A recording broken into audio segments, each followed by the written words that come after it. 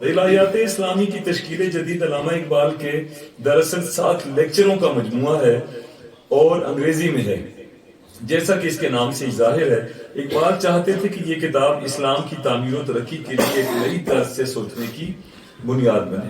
اس میں خصوصی طور پر جن کے چیپٹرز ہیں knowledge and religious experience, the philosophical test of the revelations of religious experience, the conception of God and the meaning of prayer, his freedom and immortality, the human ego, the spirit of Muslim culture, اتحاد فی الاسلام یعنی the principle of movement in the structure of Islam، اور 7واں chapter اس کتاب کا ہے is religion possible، کیا مذہب ممکن ہے۔ نئی جہتیں آج ہم کھولیں گے، اس کی مہمان ہمارے گفتگو کریں گے، لیکن تھوڑا سا میں تعارف کراتا چلوں اپنے طالب علموں کے لیے، اور شعبہ اردو کی طرف سے تھوڑا سا حصہ ڈلنا چاہیے کہ قرآن و سنت کی روشنی میں نت نئے مسائل، عصری فلسفہ اور سائنسی رجحانات کو مد نظر رکھتے ہوئے فکر اسلامی کی تشکیل نو کرنا وقت کی اہم ضرورت ہے۔ اس حوالے سے علامہ اقبال کا نام قابل ذکر ہے۔ علامہ اقبال نے عصری مسائل، جدید فلسفہ حیات اور سائنسی رجحانات کو اچھی طرح سے سمجھ کر عصری مسائل اور نظریات کو مدلل اور معقول جوابات باہم پہنچائے۔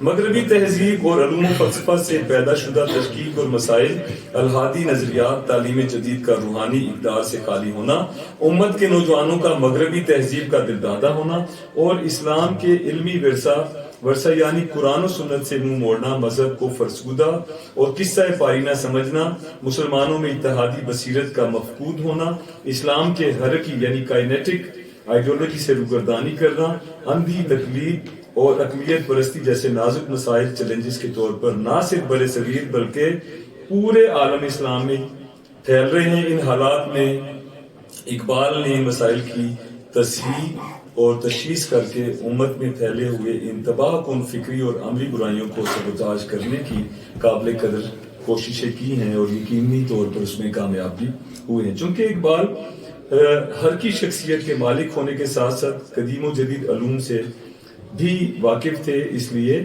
وہ ان چیلنجز کا مقابلہ کرنا بھی جانتے تھے۔ علامہ اقبال نے 20ویں صدی میں مشرق و مغرب کو اپنے فکر و خیالات سے ہلا کر رکھ دیا۔ صرف انقلابی اور فکری شاعر ہی نہیں تھے جیسا کہ چند روشن خیال دانشور ان کے متعلق کہتے ہیں، بلکہ وہ تو ایک ایسے جید اسلامی مفکر اور اسکالر تھے جن کو بہت سارے علوم و نظریات پر بہت اچھی نگاہ اور درک حاصل تھا۔ میں اپنے مضمون کو تھوڑا سا مختصر کرتے ہوئے آگے بڑھتا ہوں کہ علامہ کے نزدیک مسلمانوں کی علمی ترقی رکی ہوئی ہے۔ مسلمان آج بھی محو غم دوش ہیں اور اسی میں زندگی بسر کرنے کی کوشش کرتے ہیں۔ اس کے برعکس اہل مغرب علوم و فنون کو مسلسل ترقی دے رہے ہیں۔ نتیجے کے طور پر ہمارا علمی ذوق رکھنے والا طبقہ مغربی دنیا سے رہنمائی طلب کرتا ہے۔ علامہ اقبال کے افکار میں بڑی بصیرت اور گہرائی تھی۔ علامہ اقبال کی علمیت کا اظہار ان کے خطبات، لیکچر سے ہوتا ہے جو انہوں نے ایک پڑھے لکھے درد مسلمان سیٹھ محمد جمال کی درخواست پر 1952 میں مدراس میں دیے تھے۔ علامہ کے ایک منتقد ڈاکٹر خلیفہ عبدالحکیم نے بھی ان خطبات کو انگریزی سے اردو میں منتقل کیا ہے۔ خلیفہ عبدالحکیم خود ایک بہت بڑے عالم بھی تھے، لیکن علامہ اقبال کے بڑے شیدائی اور عاشق تھے۔ علامہ کے متعلق وہ کہتے ہیں کہ اقبال شاعر بھی ہے، مفکر بھی، حکیم بھی ہے، کلیم بھی، وہ خودی کا پیامبر ہے اور بے خودی کا رمز شناس، وہ توقیر آدم کا مبلغ بھی ہے اور تحقیر آدم سے درد مند بھی۔ دور حاضر میں کوئی مفکر ایسا نظر نہیں آتا جو ماضی و حال اور شرق و غرب کے افکار کا ایسا جامع ہو۔ یہ کائنات کیسے بنی اور انسان کا وجود کیسے ہوا؟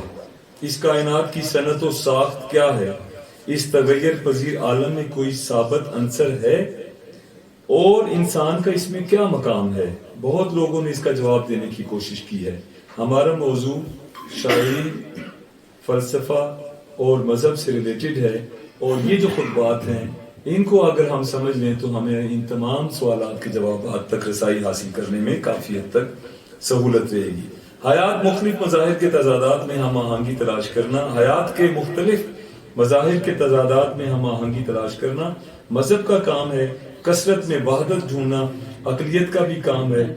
بے خطر کود پڑا آتش نمرود میں عشق، عقل ہے محو تماشائے لبے بام ابھی۔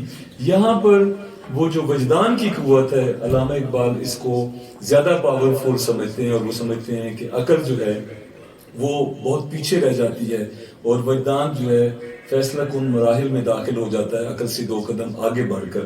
مذہب فلسفے کی فوقیت کو تسلیم نہیں کرتا۔ مذہب کا تعلق زندگی کے ایک پہلو سے نہیں بلکہ وہ انسان کی پوری شخصیت پر حاوی ہے۔ علامہ کے مقالے میں عقل اور وجدان کا لفظ بار بار آیا ہے۔ وہ کہتے ہیں کہ عقل صرف زمانی پہلو دیکھتی ہے، جبکہ وجدان لازمانی پہلو بھی دیکھتا ہے۔ عقل اپنا سفر قدم بہ قدم آہستہ آہستہ طے کرتی، جبکہ وجدان ایک ہی جست میں قصہ تمام کر دیتا ہے۔ علامہ کے خیال میں عقل اور وجدان ایک ہی چیز ہیں۔ وجدان عقل کی انتہائی صورت ہے۔ قرآن مجید میں عقل کو استعمال کرنے کی بڑی تاکید ہے، اور مشاہدہ کائنات کی بھی۔ قرآن مسلمانوں کو انفس و آفاق کے مطالعے کی تلقین کرتا ہے، یعنی انسان کا مطالعہ بھی ضروری ہے اور کائنات کا بھی۔ اس لیے تاکید کرتا ہے کہ شمس و قمر، جمادات اور نباتات سب پر غور کرو۔ دیکھا جائے تو بھی ادریس صاحب بھی اس پہ روشنی ڈالیں گے، یہ جتنی بھی مخلوقات اللہ تعالیٰ نے کریٹ کی ہوئی ہیں، ان کو اللہ نے ان کے وجدان میں الگ الگ ایک سائنٹیفک نظام جو ہے کائنات کو سمجھنے کا، اس میں ٹریول کرنے کا، اس میں سفر کرنے کا، وہ جیسے ہم کمپیوٹر میں ایک سافٹ ویئر انسٹال کر دیتے ہیں، ان کے سافٹ ویئر اللہ تعالیٰ نے ایسے کر رکھے ہیں کہ کچھ چیزیں جو ہیں، کچھ حشرات جو ہیں، ان کا اپنے نظام کو، کائنات کو سمجھنے کا میتھڈ الگ ہے، پرندوں کا الگ ہے، حشرات کا الگ ہے۔ لیکن انسان چونکہ اشرف المخلوقات ہے، انسان میں وہ تمام، انسان کی جبلت میں وہ تمام کوالٹیز اور وہ تمام چیزیں رکھ دی ہیں۔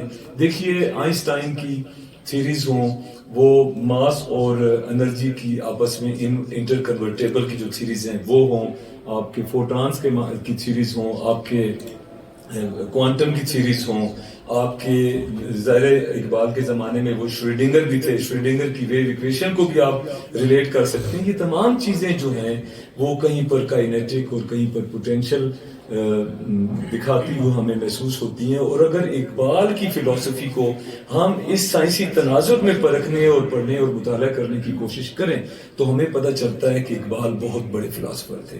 دیکھیے میتھمیٹکس کی تھیوریز ہوں، کنسیپٹس ہوں، آپ کے یہ جو بائنری نمبرز ہوں یا ڈیسیمل نمبرز ہوں، ان کا آپس میں انٹر کنورشن تھوڑی سی میں یہاں پر 2 منٹ کے لیے آپ کو بتاؤں۔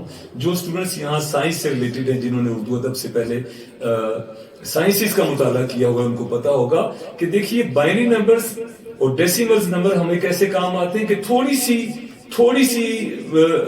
محنت کر کے ہمارے وجدانی قوت نے، ہماری عقل اور جبلت کی مدد سے ہم آگے کرتے ہوئے ہم نے اس کو جب ہم نے بائنری نمبر میں کنورٹ کیا تو کمپیوٹر اس کی پروگرامنگ میں ہمارے ساتھ چل پڑا، ہمارے دماغ کے ساتھ اس کے پیرلل متبادل چل پڑا۔ اور دیکھیے صرف 1 اور 0 2 ڈیجٹس ایسے ہیں جن کو کمپیوٹر پروگرامنگ کے لیے اٹھاتا ہے اور ہماری تمام چیزوں کو وہ سیو کرتا چلا جاتا ہے۔ آپ دیکھیے ایک چھوٹا سا کمپیوٹر جو ہم نے بنا لیا، اس کی چپ صرف 2 ڈیجٹس کو 0 اور 1 کو لے کر چلتی ہے۔ میری ایک نظم بھی ہے، آپ پڑھیے گا، زنجیر میں ہے 1 0، جس میں نے اس پر تھوڑا سا اس کو لکھا ہے۔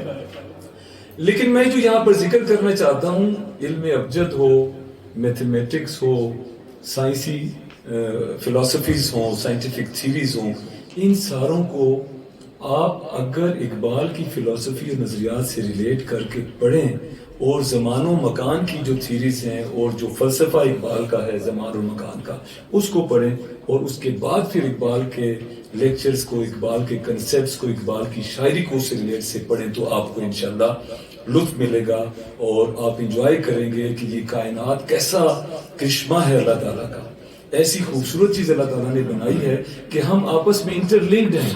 بہت سے لوگ آپ کو ملتے ہیں، آپ کو پہلی نظر میں بہت اچھے لگتے ہیں، اور کچھ لوگ سالہ سال آپ کے ساتھ ہوتے ہیں تو آپ کا جی نہیں کرتا ان سے بات کرنے کو۔ ایکچولی وہ آپ کے جو ذرات ہیں ان کے ساتھ وہ کچھ مطلب وہ کنیکٹیویٹی نہیں ہو رہی ہوتی ان کی، لیکن کنیکشن جب ہونے لگتا ہے تو دیکھیے علامہ اقبال ویسے بھی درویشوں کے پاس بھی گئے اور مزارات پہ بھی گئے اور جنگلوں میں بھی گئے۔ وہ مغرب والے تو کہتے ہیں نا وسپرز کو کہ بلائنڈ وسپرز ہیں، ورڈز ورتھ یا وہ چیز ریڈ کرنے نے کہیں پڑھا تھا، لیکن اقبال کہتے ہیں کہ یہ بلائنڈ وسپرز نہیں ہیں، یہ گفتگو کرتی ہوئی وسپرز ہیں۔ آپ جنگلوں میں چلے جائیں، درخت کے نیچے بیٹھ جائیں، دیکھیں میں جہاں بھی جاتا ہوں تو بچپن سے ایک عادت ہے کہ مجھے ماحول پسند آئے تو میں وہاں جاتا نہیں، چاہے وہ مجھے جتنی مرضی لا لیتے۔ میں اس جامعہ میں بھی یہاں پر ہوں تو یہاں پر یہ جو فارغ وقت میں ہم جاتے ہیں، جو پہاڑ ہیں، یہ جو درخت ہیں، آپ خاموشی میں چھٹی کے وقت ذرا وہاں جا کر بیٹھیں اور وہ خاموشی جو ہے وہ گفتگو کرتی ہوئی آپ کو محسوس ہوگی. اور یہ جو چیزیں ہیں یہ اللہ کے جو ولی ہیں جو غاروں میں چلے جاتے ہیں جنگلوں میں جا کے گفتگو کرتے ہیں تو وہ وہاں پر ان سے کوئی نہ کوئی ذات ہم کلام ہونے لگتی ہے. اور وہ جو ہم کلامی ہے وہ اقبال نے بھی اپنے زمانے میں محسوس کی. آپ سب کا بہت شکریہ اور میں آپ سب کی بھرپور تالیوں میں آج کے پہلے مقرر مہمان خصوصی جناب پروفیسر ادریس آزاد صاحب کو دعوت دیتا ہوں کہ یہاں آئے اور آپ کے موضوع کے بارے میں اپنی قیمتی رائے پیش